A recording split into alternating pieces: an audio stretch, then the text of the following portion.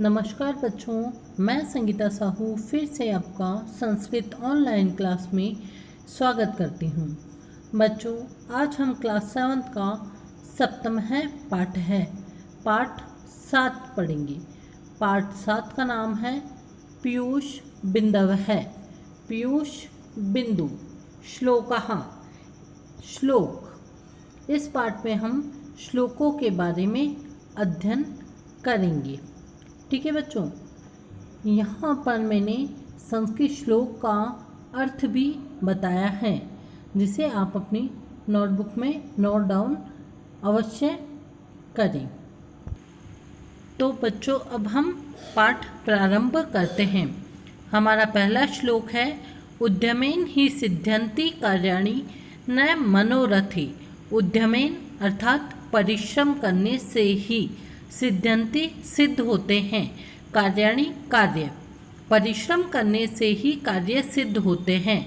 न मनोरथे, न की इच्छा करने से। नहीं सुप्तस्य सिंहस्य प्रविशन्ति मुखे मृगः। नहीं सुप्तस्य, सुप्तस्य सोते हुए, सिंहस्य सिंह के, शेर के, प्रविशन्ति प्रवेश करते हैं, मुखे मुख में, मृगः हिरण। जिस प्रकार सोते हुए शेर के मुख में हिरण स्वयं प्रवेश नहीं करते हैं। ठीक है बच्चों, यहाँ हिंदी अर्थ पढ़ते हैं हम। परिश्रम करने से ही कार्य पूर्ण होते हैं, अर्थात सफल होते हैं, इच्छा करने से नहीं। जिस प्रकार सोते हुए शेर के मुख में हिरण अपने आप प्रवेश नहीं करता है, अर्थात शेर को भी अपना भोजन प्राप्त करने के लिए शिकार करना पड़ता है, परिश्रम करना पड़ता है। उसी प्रकार हमें भी अपने कार्यों को सिद्ध करने के लिए, सफल बनाने के लिए या पूरा करने के लिए परिश्रम करना पड़ता है। न कि हम इच्छा करें कि यह कार्य पूर्ण हो जाए, तो ऐसा नहीं हो सकता। हमें भी अपने कार्य को पूर्ण करने के लिए परिश्रम करना चाहिए। तो अब हम दूसरा श्लोक पढ़ते हैं। दूसरा श्लोक है, यथा हि एकेन चक्रेण न रथस्य गति भवेत्।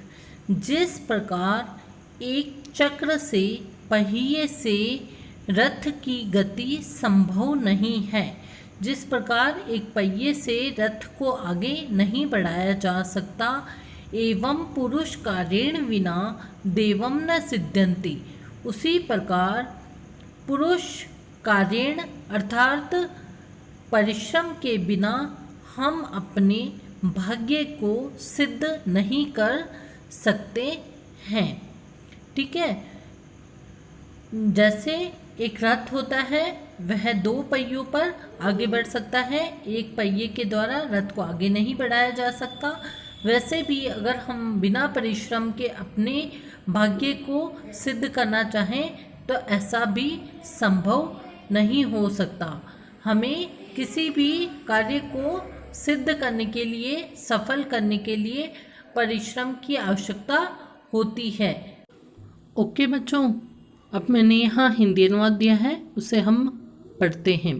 जिस प्रकार एक पहिए से रथ की गति नहीं होती है, अर्थात रथ नहीं चल पाता है, उसी प्रकार परिश्रम के बिना भाग्य भी सफल नहीं होता है।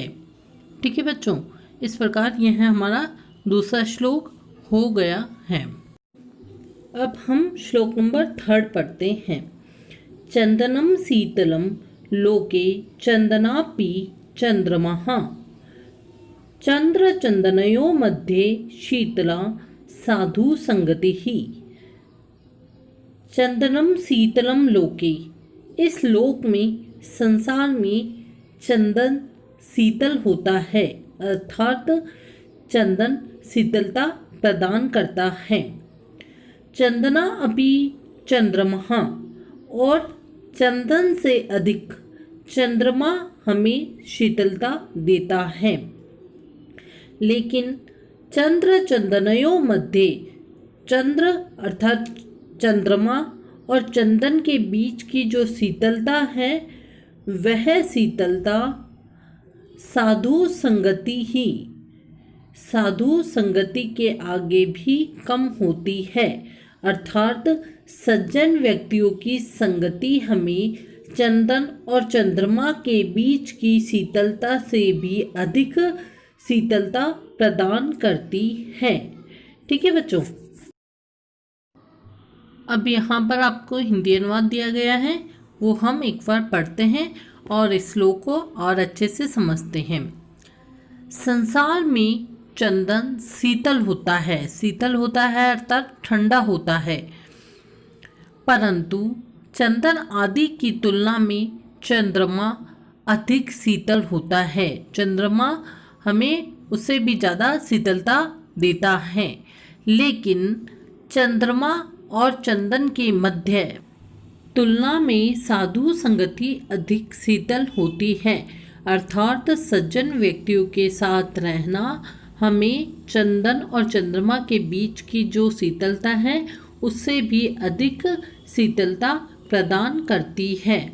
कहने का सारांश यह है कि हमें हमेशा सज्जन व्यक्तियों के साथ ही रहना चाहिए या उनके साथ ही संगति करनी चाहिए।